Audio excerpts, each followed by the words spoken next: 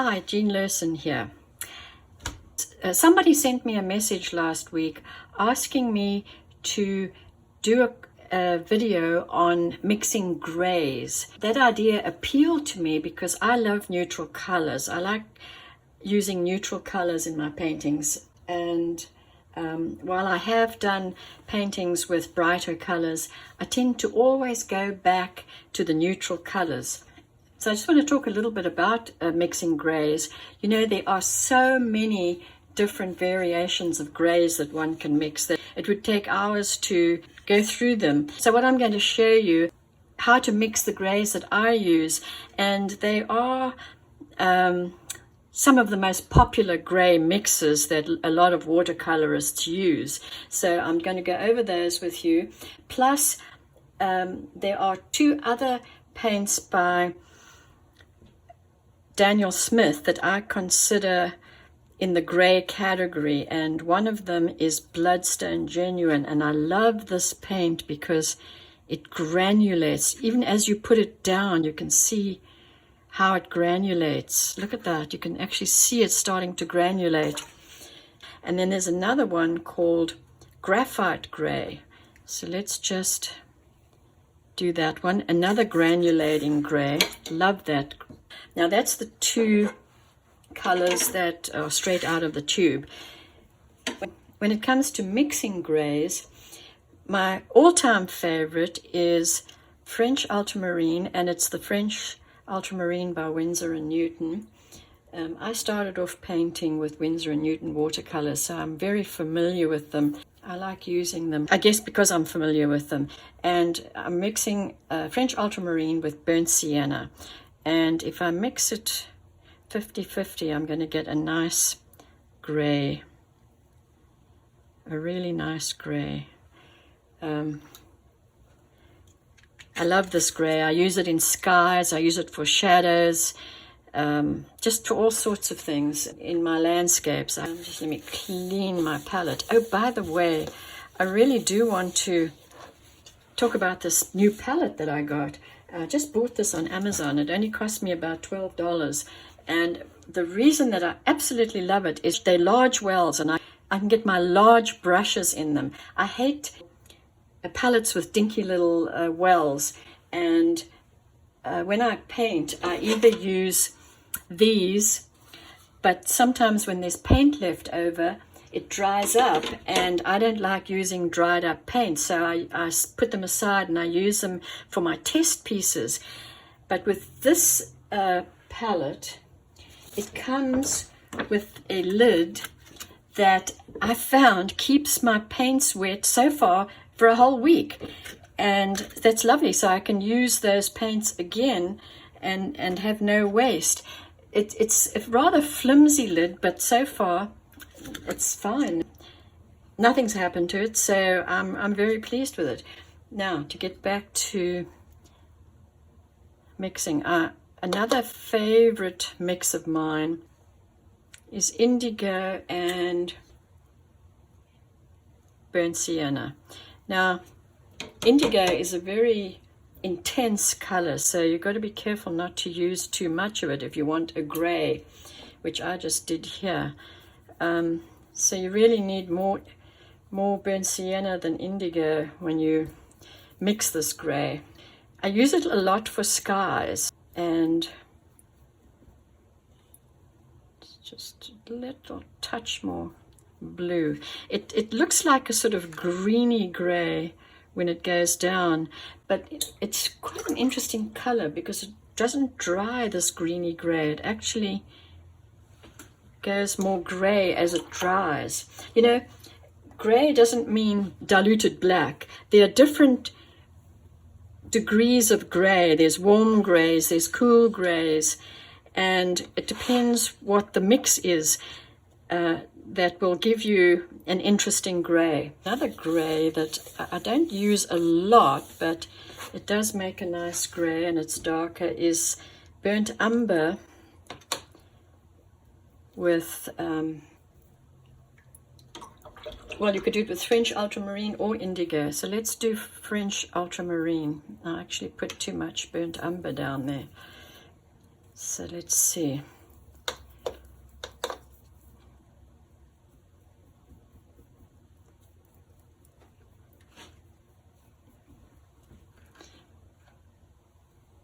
Look at that. It's a lovely grey. I love that.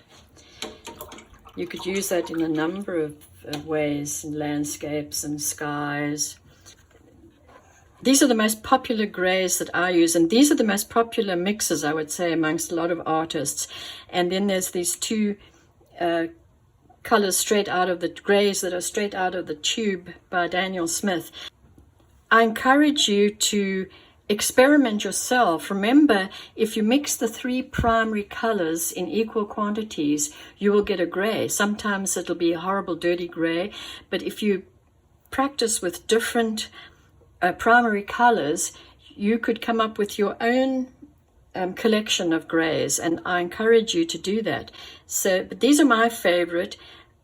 I'm going to do a demonstration painting using either all of or some of these grays, and I may use a touch of another color just to create some interest in the painting. Oh, and one more, I'll have to find some room to put that here. One more color that I use a lot as a gray is neutral tint. Now, neutral tint this is the Winsor & Newton neutral tint, by the way, because it's very different from the Daniel Smith one. Neutral tint was made to actually mostly to tone down other colors.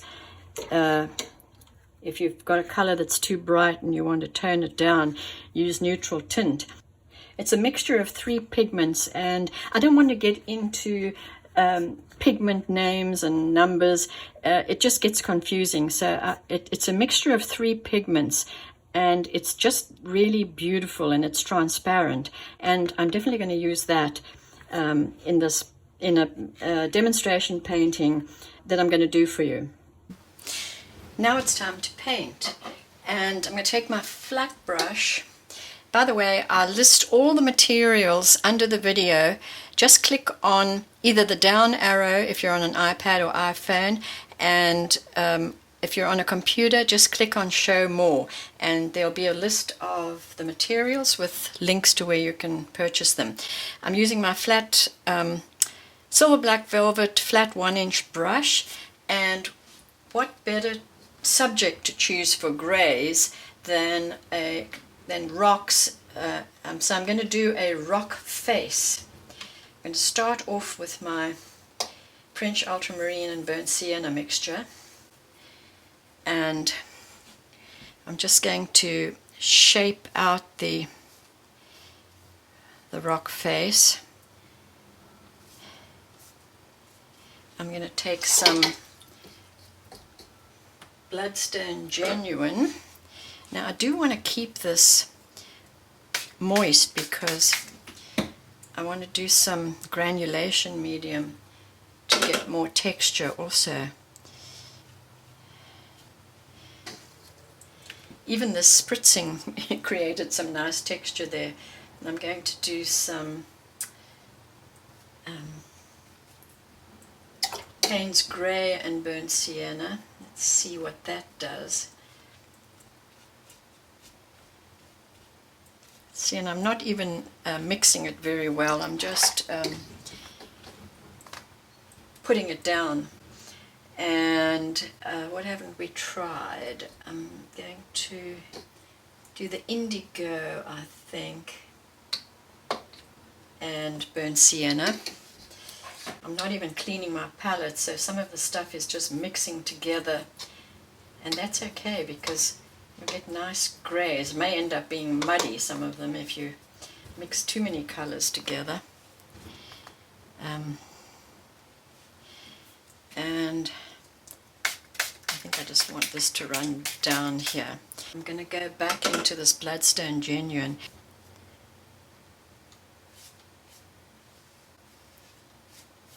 Now put some granulation medium into it. Actually, I want to run it this way when I do the granulation medium. I like those colors so far. I love what's happened with the French Ultramarine and Burnt Sienna, so I think I'm going to use a little more of that. I just need to clean out my palette, so I'm going to use some French Ultramarine and burnt Sienna again.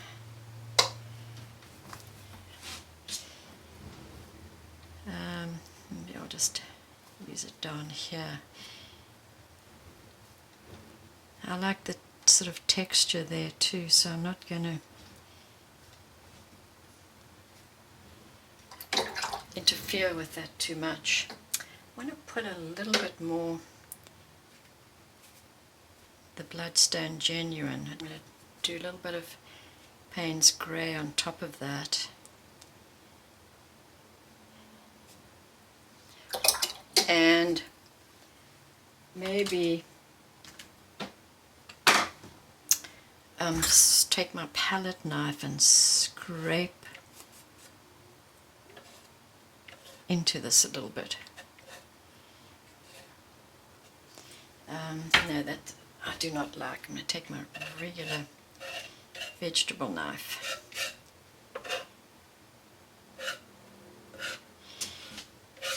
And you know what I'm going to do?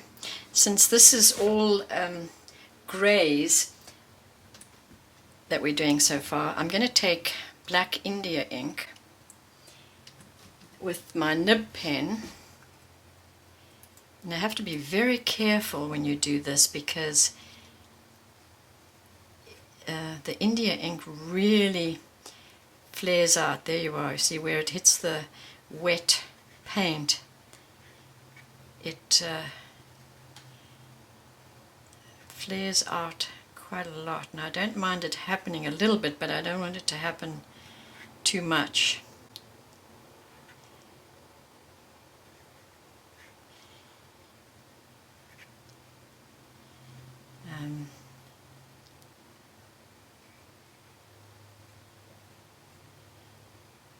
Just outline that rock there.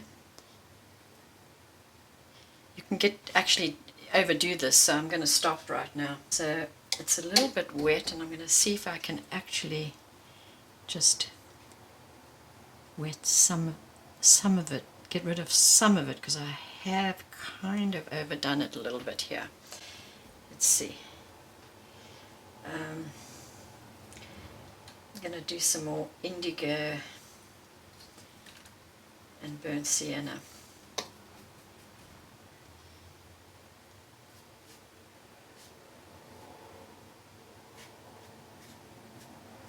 So that the India ink doesn't stand out too much. And put some burnt Sienna and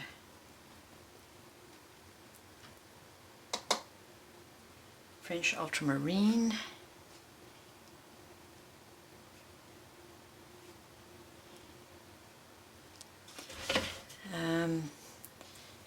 I didn't want that to be too harsh. There, that's what I wanted to create. See, like that there. So it's getting to the point where I could actually ruin it now if I fiddle with it too much. So I'm going to work on the sky while the rock face is drying. I don't want to do dark skies. I'm going to just do a little bit of burnt sienna with French ultramarine in the corner. Now I'm just going to put it flat. So let me just, this sky is going to dry a whole lot lighter, so I want a little bit of darker color. There we are. There's one other thing I just want to do. I may ruin it, but I'm going to do it anyway. I just wanted to put a flash of burnt sienna in there. I like what's going on here. So we'll let this dry, and I'll put in some hills and a little tree. I had a disaster with the one that I demonstrated. I spilled something on it, so I did have one that I had done before that I actually preferred, and I had drawn this windswept tree. And I'm just going to fix with my Dr. Martin's bleed proof white. I just want to fix this area in the sky here, and I'm going to let that dry.